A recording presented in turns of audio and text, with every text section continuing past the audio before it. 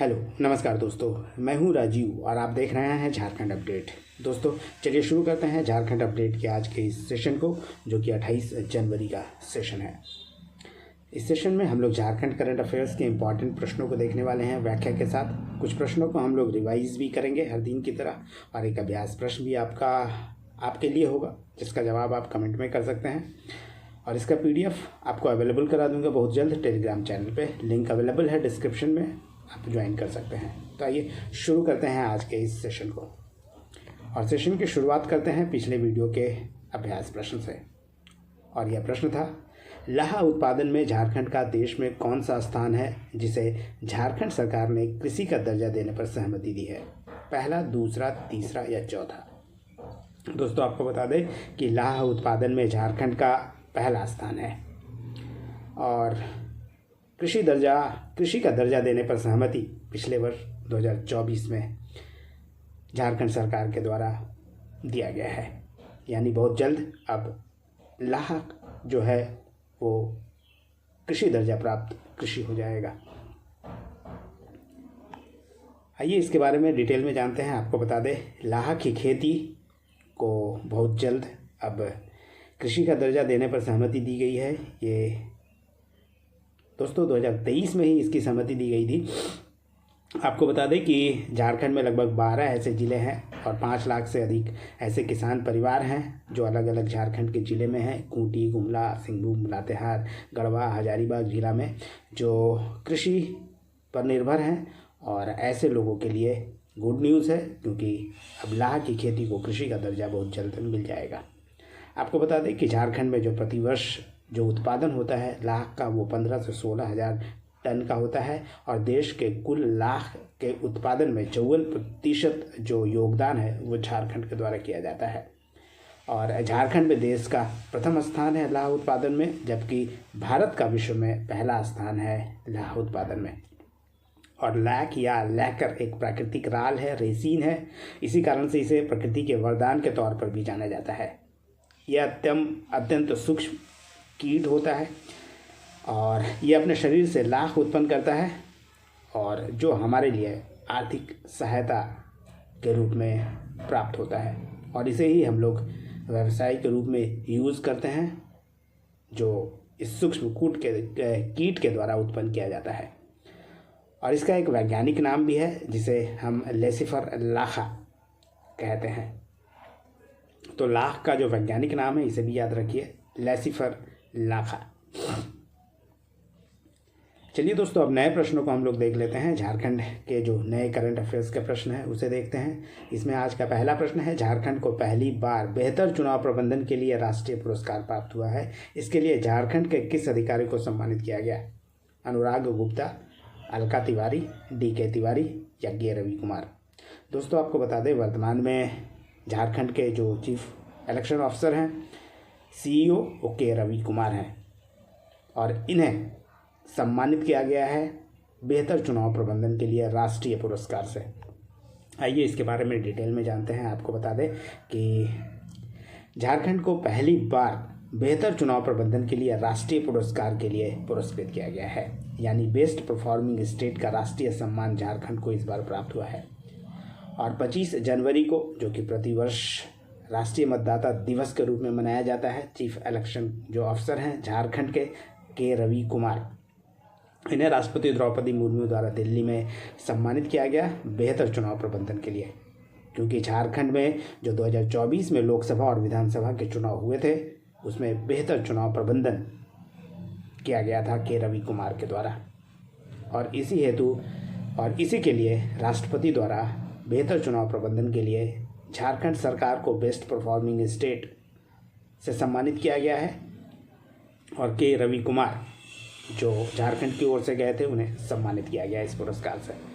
वैसे आपको बता दें कि इसी मौके पर पूर्वी सिंहभूम जिले के जो DC हैं, डिस्ट्रिक्ट इलेक्शन ऑफिसर, जो कि झारखंड में पूर्वी सिंहभूम जिले के DC भी हैं, अनन्या मित्तर, इन्हें भी इस अवसर पर बेहतर निर्वाचन कार्य के लिए उन्हें सम्मानित किया गया है।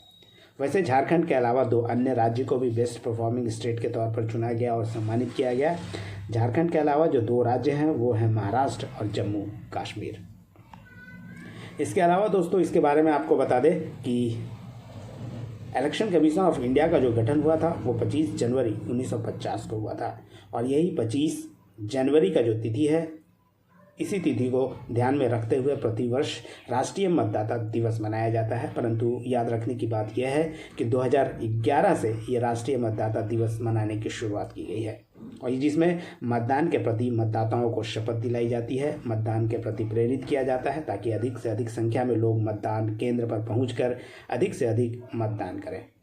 इस वर्ष 2025 का नेशनल वोटर्स डे का जो थीम था वो था nothing like voting, I vote for sure. अगर हिंदी में इसे ट्रांसलेट करें तो मतदान से बढ़कर कुछ नहीं, मैं निश्चित रूप से मतदान करूंगा। ये नेशनल वोटिंग डे 2025 का थीम रखा गया था। चलिए दोस्तों दूसरे प्रश्न को देखते हैं और आज का जो दूसरा प्रश्न है वह है झारखंड के महावीर नायक किस भाषा के लोक गायक हैं जिन्हें पद्मश्री 2025 से सम्मानित करने की घोषणा की गई है? नागपुरी, संथाली, हो या मुंडारी? आपको बता दें कि महावीर नायक नागपुरी के लोक कलाकार हैं, संगीतकार हैं, लोक गायक हैं जिन्हें 2025 में पद्मश्री से सम्मानित किए जाने की घोषणा भारत सरकार के द्वारा की गई है। आपको बता दें कि पद्म पुरस्कार की घोषणा की गई है 76वें गणतंत्र दिवस के अवसर पर 26 जनवरी को दिल्ली में। आपको बता दें कि इसमें 139 पद्म पुरस्कारों की घोषणा की गई है जिसमें 7 लोगों को पद्म विभूषण, 19 व्यक्तियों को पद्म भूषण जबकि 113 लोगों को पद्मश्री से सम्मानित किए जाने की घोषणा की गई है। और इसी पद्मश्री से जो 113 लोगों को दिया जाना है इसमें से झारखंड के महावीर नायक हैं जो नागपुरी लोक गायक हैं, इन्हें भी पद्मश्री से सम्मानित किए जाने की घोषणा की गई है। वैसे 139 जो पद्मश्री की घोषणा की गई है उसमें 23 महिलाएं भी हैं, 10 विदेशी भी हैं और 13 को मरणोपरांत सम्मानित किया जा रहा है। और जो पद्मश्री दिया गया है आपको बता दें कि झारखंड के जिस व्यक्ति को दिया गया है इस बार केवल एक ही व्यक्ति को दिया गया है, एकमात्र व्यक्ति हैं झारखंड के महावीर नायक जो झारखंड के ठेठ नागपुरी गायक हैं जिन्हें भिनसरिया राग का राजा कहा जाता है और कला के क्षेत्र में उनके उल्लेखनीय योगदान के लिए लोक गायक के रूप में प्रसिद्धि के लिए यानी कह सकते हैं कि कला के क्षेत्र में उल्लेखनीय योगदान के लिए उन्हें पद्मश्री दिए जाने की घोषणा की गई है। वैसे आपको बता दें कि नागपुरी भाषा में अभी तक 4 लोगों को पद्मश्री से सम्मानित किया गया है जिसमें से मुकुंद नायक, मधु मंसूरी हंसमुख, गिरधारी राम कौंजू और महावीर नायक है। जबकि अगर कलाकार के तौर पर देखें तो 3 कलाकार हैं जिन्हें पद्मश्री से सम्मानित किया गया है जो नागपुरी भाषा से जुड़े हैं। ये कलाकार हैं मुकुंद नायक, मधु मंसूरी हंसमुख और 2025 में जिन्हें पद्मश्री दिए जाने की घोषणा की गई है यह महावीर नायक। तो 3 कलाकार हैं जिन्हें नागपुरी भाषा के लिए पद्मश्री दिया गया है जबकि 4 ऐसे व्यक्ति हैं झारखंड के जो नागपुरी भाषा के हैं उन्हें पद्मश्री दिया गया है। 3 व्यक्ति तो हैं जो कलाकार हैं, मुकुंद नायक, मधु मंसूरी हंसमुख और महावीर नायक, जबकि गिरधारी राम गौंजू ये एक साहित्यकार थे नागपुरी भाषा का जिन्हें पद्मश्री से सम्मानित किया गया था। दोस्तों इसके बारे में और आपको महावीर नायक के बारे में अधिक जानकारी दे देते हैं। इनका जन्म रांची के कांके में हुआ था 1942 में। इनके पिता भी लोक गायक और मर्दानी झूमर नर्तक थे जिनका नाम खुड्डू नायक था। महावीर नायक खुद एचईसी में नौकरी करते थे। 2001 में वे रिटायर हो गए हैं। महावीर नायक एक नागपुरी गायक, ठेठ नागपुरी संगीत के प्रतिपादक और गीतकार के तौर पर जाने जाते हैं। झारखंड के ठेठ नागपुरी गायक और भिनसरिया राग के राजा के तौर पर वे जाने जाते हैं। नागपुरी भाषा में फगुआ राग, पावस राग, मदारनी, झुमक राग में महावीर नायक की विशिष्टता है। गायकी के अलावा वे झारखंड अलग राज्य के आंदोलन में भी हिस्सा ले चुके हैं। कई तरह से उन्होंने झारखंड राज्य के आंदोलन में हिस्सा लिया है और उन्होंने इससे संबंधित गीत लिखे भी हैं और गाए भी हैं। 1962 से वे नागपुरी गीत संगीत लिखते आ रहे हैं, यानी लगभग 60 वर्षों से अधिक का समय हो गया है जब वो नागपुरी गीत संगीत से जुड़े हैं। महावीर नायक 500 से अधिक लोकगीतों की रचना कर चुके हैं, 1000 से अधिक गीतों का दस्तावेजीकरण डॉक्यूमेंटेशन कर चुके हैं, यानी वो एकत्र कर चुके हैं, और 1000 से अधिक देश विदेश में स्टेज शो भी कर चुके हैं।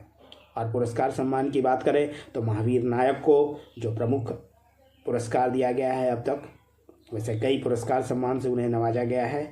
जो प्रमुख है उनमें से लोक कला रत्न पुरस्कार 2014 को दिया गया था, प्रफुल्ल सम्मान 2019 को, जबकि संगीत नाटक अकादमी द्वारा भी उन्हें सम्मानित किया गया था। 2022 में संगीत नाटक अकादमी अमृत पुरस्कार से उन्हें सम्मानित किया गया, और 2025 में उन्हें अब महावीर नायक को पद्मश्री दिए जाने की घोषणा की गई है।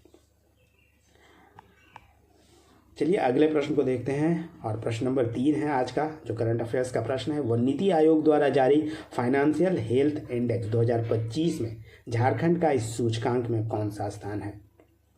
Option A 2, option B 4, option C 6 या ऑप्शन डी 8। दोस्तों आपको बता दें कि इस रैंकिंग में झारखंड का सूचकांक में झारखंड का चौथा स्थान है।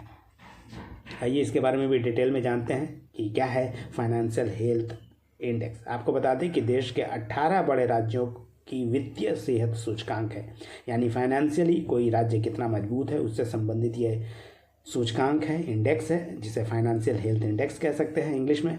24 जनवरी 2025 को नीति आयोग ने इसे जारी किया है, और यह जो वित्तीय प्रदर्शन है 2022-23 पर आधारित है।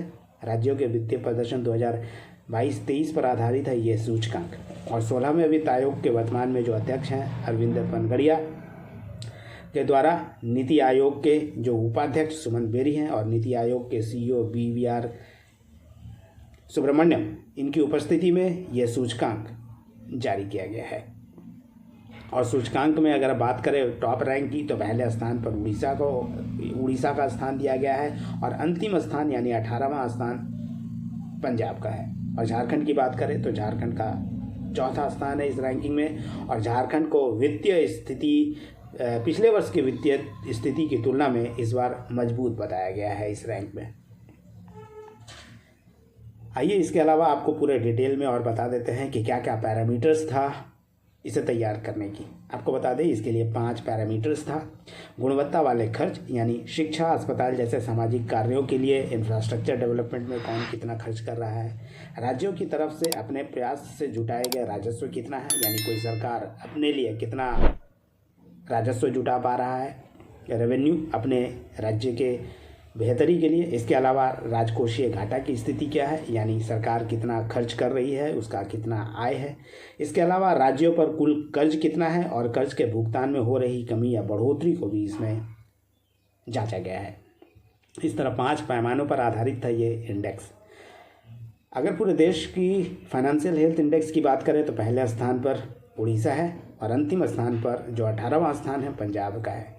और अगर झारखंड की बात करें तो भारत में झारखंड का स्थान चौथा है, चौथा रैंक हासिल हुआ है इस फाइनेंशियल हेल्थ इंडेक्स में।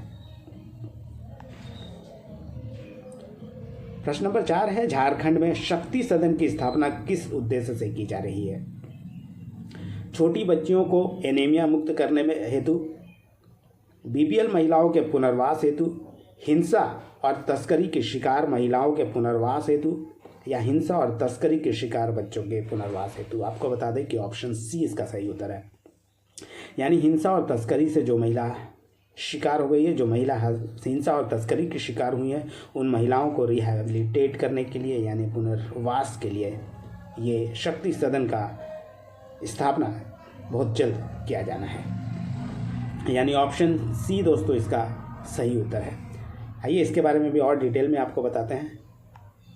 झारखंड में हिंसा और तस्करी की जो महिलाएं शिकार हुई है उनके पुनर्वास के लिए और उनके आत्मनिर्भरता के लिए, ताकि उन्हें आत्मनिर्भर बनाया जा सके, शक्ति सदन की स्थापना बहुत जल्द की जानी है। यानी शक्ति सदन एक रिहैबिलिटेशन सेंटर होगा जहां वैसी महिलाएं जो हिंसा और तस्करी की शिकार हुई है इन्हें रिहैबिलिटेट किया जाएगा, उन्हें आत्मनिर्भर बनाया जाएगा, कई तरह की उन्हें ट्रेनिंग दी जाएगी। महिला बाल विकास और सामाजिक सुरक्षा विभाग द्वारा चरणबद्ध तरीके से शक्ति सदन का स्थापना किया जाएगा। और फर्स्ट फेज में 4 डिस्ट्रिक्ट का चयन किया गया है, जिसमें रामगढ़, हजारीबाग, देवघर और पलामू है।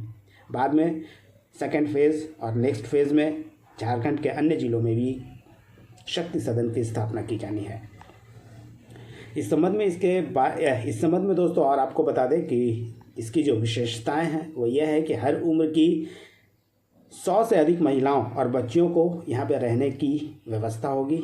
अधिकतम 3 साल तक रहने की व्यवस्था होगी। जो हिंसा के शिकार या फिर ट्रैफिकिंग के शिकार महिला हुई हैं, तस्करी की, यहाँ पर रहने खाने की सुविधा होगी, चिकित्सा की सुविधा होगी, कानूनी सलाह भी दिया जाएगा और आत्मनिर्भर बनाने के लिए व्यावसायिक प्रशिक्षण यानी उन्हें हर तरह का ट्रेनिंग दिया जाएगा जिसमें वो ट्रेंड है या जिस क्षेत्र में वो सीखना चाहती है कुछ नया और आत्मनिर्भर बनना चाहती है। तो ऐसे महिलाओं को इस शक्ति सदन में 3 वर्षों के लिए रखकर रिहैबिलिटेट किया जाएगा, उन्हें आत्मनिर्भर बनाया जाएगा और उन्हें फिर बाहर जाने की इजाज़त होगी। इसके अलावा दोस्तों अभी वर्तमान में अगर बात करें तो झारखंड में 1 स्टॉप सेंटर संचालित है इसी उद्देश्य से, यानी फिलहाल हिंसा और तस्करी के शिकार महिलाओं को 1 स्टॉप सेंटर में रखा जाता है जो कि संचालित है वर्तमान में। और इस सेंटर में महिलाओं को चिकित्सा, कानूनी और मनोवैज्ञानिक सहायता तो मिलती है, परंतु इसका जो समय है काफ़ी कम है। केवल 5 दिनों तक ही रहने की अनुमति होती है ऐसी महिलाओं को, और इसे ही बढ़ाते हुए यानी लंबे समय तक किसी महिलाओं को रखने, उन्हें हर तरह की सुविधा देने और वैसा व्यावसायिक प्रशिक्षण के लिए 3 वर्ष तक रहने की अनुमति होगी इस शक्ति सदन में। चलिए दोस्तों अब अगला 5वां प्रश्न देखते हैं और 5वां प्रश्न है, रंगमंच के सामाजिक सरोकार पुस्तक के लेखक कौन है जिसका लोकार्पण रांची पुस्तक मेला में हुआ जो कि जनवरी 2025 में आयोजित किया गया। आपको बता दें कि इसका जो ऑप्शन है, ऑप्शन ए है अनीश अंकुर, बी है महुआ माझी, सी है बलवीर दत्त और डी है डॉक्टर जंग बहादुर पांडे।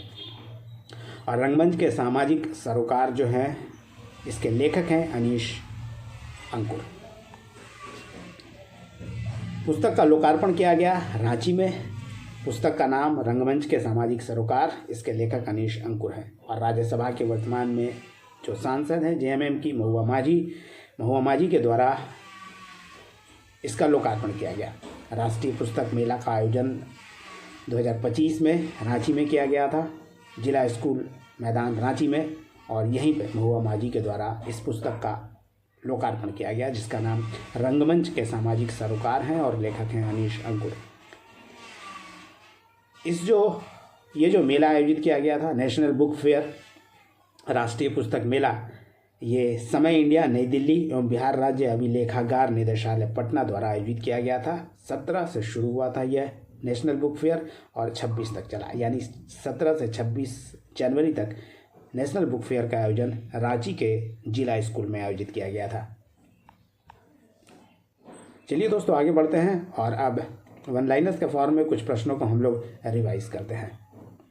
इसके तहत जो पहला प्रश्न है, झारखंड विधानसभा चुनाव 2024 में नागरिकों के लिए चुनाव आचार संहिता की रिपोर्ट करने के लिए एक शक्तिशाली उपकरण के रूप में किस पोर्टल या ऐप का प्रयोग किया गया? दोस्तों इसका उत्तर है सी विजिल ऐप। यह एक ऐसा ऐप था जिसके माध्यम से कोई व्यक्ति आचार संहिता के उल्लंघन करने वाले के खिलाफ रिपोर्ट कर सकता था। इसके अलावा एक सुविधा ऐप भी लॉन्च किया गया था और इस सुविधा ऐप के माध्यम से राजनीतिक दलों को जो परमिशन की आवश्यकता होती है, जैसे रैली आयोजित करने की या फिर प्रचार प्रसार के लिए आवश्यकता होती है उन्हें परमिशन की, उसके लिए सुविधा ऐप को लॉन्च किया गया था। दूसरा प्रश्न है, झारखंड विधानसभा चुनाव 2024 में जिस भी सामान्य प्रत्याशी की जमानत जब्त हुई उसकी कितनी राशि जब्त हुई है? दोस्तों आपको बता दें कि 10,000 रुपये की राशि जब्त होती है जब किसी की जमानत जब्त होती है विधानसभा चुनाव में। और ये जो SC ST के केस में होता है यह हाफ होता है, यानी 5,000 रुपये होता है। नेक्स्ट प्रश्न है, पिछले दिनों चर्चा में रहने वाले मंगल मुंडा जिनका निधन हो गया, बिरसा मुंडा से किस तरह संबंधित थे? आपको बता दें कि मंगल मुंडा बिरसा मुंडा के परपोते थे। एक्सीडेंट के कारण वो घायल हो गए थे, हॉस्पिटल में उन्हें एडमिट कराना पड़ा था, अंत में उनका निधन हो गया। झारखंड के किस थाने को देश के सर्वश्रेष्ठ 3 थानों में शामिल किया गया है? आपको बता दें ये नीमिया घाट थाना है, जो कि गिरिडीह जिले का एक थाना है, जिसे सम्मानित किया गया है झारखंड के सर्वश्रेष्ठ थानों में। झारखंड देश के 3 सर्वश्रेष्ठ थानों में नीमिया घाट थाना गिरिडीह का है जो शामिल था, और केंद्रीय गृह मंत्री के द्वारा सम्मानित किया गया इस थाने को। नेक्स्ट प्रश्न है, झारखंड के किस जैविक उद्यान बायोलॉजिकल पार्क में 7 नवंबर 2023 को पूर्वी भारत के सबसे बड़े तितली पार्क का उद्घाटन किया गया? दोस्तों आपको बता दें बिरसा बायोलॉजिकल पार्क है ये, जिसका उद्घाटन किया गया 7 नवंबर 2023 को।